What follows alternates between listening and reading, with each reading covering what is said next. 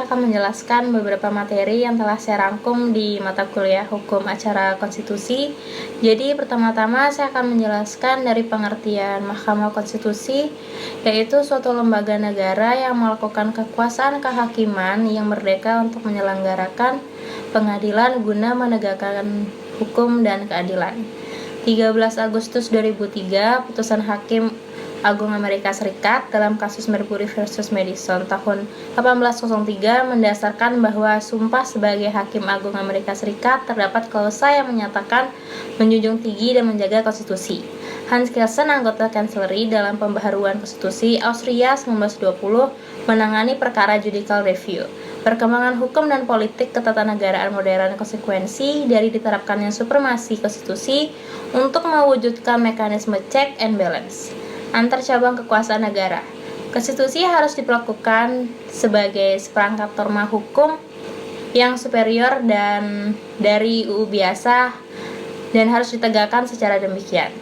Prinsip supremasi konstitusi yang menurut Kelsen penjagaannya dibutuhkan pengadilan khusus yang berisi para hakim yang dipilih oleh parlemen dan lembaga politik lain, bukan oleh pengadilan biasa yang dinominasi oleh hakim yang memiliki kemampuan teknik hukum. Setelah Perang Dunia Kedua, gagasan Mahkamah Konstitusi dengan kewenangan judicial review menyebar ke seluruh Eropa. Mahkamah Konstitusi MK diawali dengan diadopsinya ide MK, Constitutional Court, dalam amandemen konstitusi yang dilakukan oleh Majelis Permusyawaratan Rakyat (MPR). Pada tahun 2001, DPR dan pemerintah kemudian membuat rancangan undang-undang mengenai Mahkamah Konstitusi. Pembentukan MK RI dapat dipahami dari dua sisi, yaitu dari sisi politik dan hukum. MK diperlukan untuk mengimbangi kekuasaan pembentukan UU yang dimiliki oleh DPR dan Presiden. MK dianggap lembaga yang paling tepat untuk menyelesaikan sengketa kewenangan antar lembaga negara yang membutuhkan forum hukum. Keberadaan MK adalah salah satu konsekuensi perubahan dari supremasi MPR menjadi supremasi konstitusi. Oke, saya akan lanjut ke pembahasan selanjutnya, yaitu sumber hukum acara Mahkamah Konstitusi atau sumber hukum menurut Zevenbergen sering digunakan dalam beberapa arti, yaitu sebagai asas hukum, sebagai sesuatu yang merupakan permulaan hukum, misalnya kehendak Tuhan, akal manusia, jiwa bangsa, dan sebagainya. Menunjukkan hukum terdahulu yang memberi bahan-bahan kepada hukum yang sekarang berlaku, seperti hukum Prancis dan hukum Romawi. Sebagai sumber berlakunya yang memberi kekuatan berlaku secara formal kepada peraturan hukum, penguasa masyarakat. Sebagai sumber dari mana kita dapat mengenal hukum, misalnya dokumen, undang-undang, lontar, batu bertulis, dan sebagainya. Sebagai sumber terjadinya hukum, sumber yang menimbulkan hukum. Sumber hukum formil dan material. Material sumber hukum formil hukum acara MK adalah ketentuan hukum positif yang mengatur hukum acara MK atau paling tidak terkait dengan hukum acara MK. Pertama, hukum formil sumber langsung.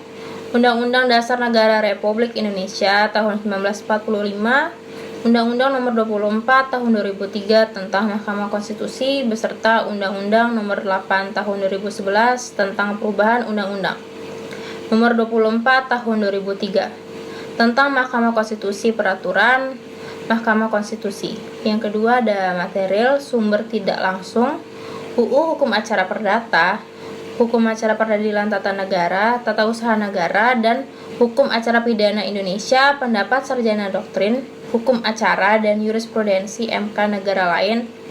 Karakteristik khusus peradilan MK sesuai dengan sifat perkara yang termasuk dalam wewenang peradilan MK.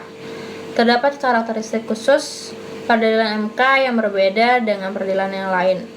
Karakteristik utama yaitu dasar hukum utama yang digunakan dalam proses peradilan, baik terkait dengan substansi perkara maupun hukum acara, adalah konstitusi itu sendiri, yaitu Undang-Undang 1945, walaupun terdapat berbagai ketentuan undang-undang dan PMK sebagai dasar memeriksa, mengadili, dan memutus perkara, namun ketentuan tersebut digunakan sepanjang dinilai tidak bertentangan dengan Undang-Undang 1945.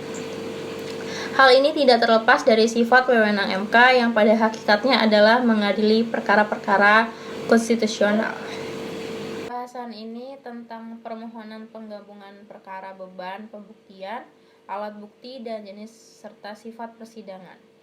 Mengenai ganti kerugian terdapat dalam hukum perdata maupun dalam hukum pidana.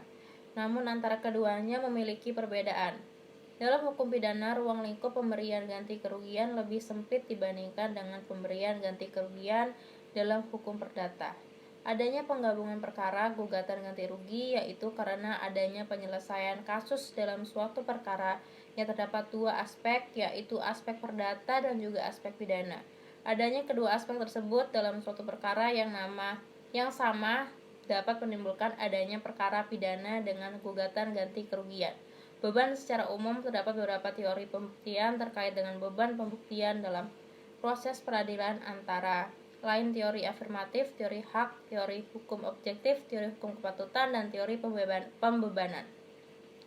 Berdasarkan kaidah yang bersangkutan, teori afirmatif, teori yang menyatakan bahwa beban pembuktian dibebankan kepada pihak yang mendalihkan sesuatu, bukan kepada pihak yang mengingkari atau membantah sesuatu. Pembuktian negatif.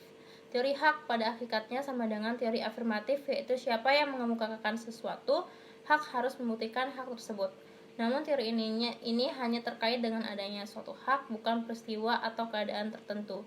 Teori hukum objektif menyatakan bahwa pihak yang mengendalikan adanya norma hukum tertentu harus membuktikan adanya hukum objektif yang menjadi dasar norma hukum tersebut.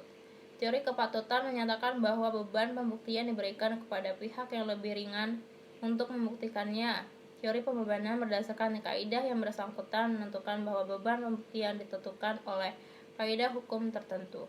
Oke, lanjut. Apa itu hukum acara MK?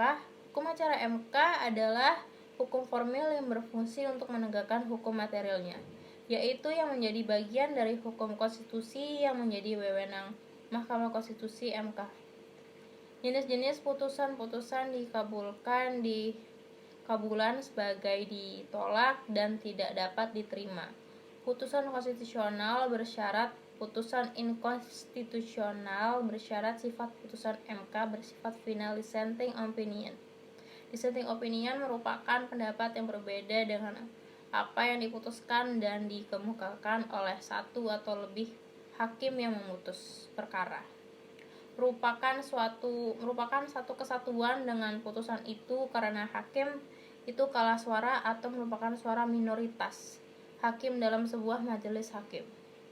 Tata cara dan tertib persidangan di Mahkamah Konstitusi bagian ke-1 umum pasal 7 bagian ke-2 sidang panel Mahkamah, pasal 8 bagian ke-3 sidang pleno Mahkamah, pasal 9 bagian ke-4 10 dari 17 sidang pleno khusus Mahkamah, pasal 10 bagian ke-5 tata tertib sidang, pasal 11, 12, 13, 14, dan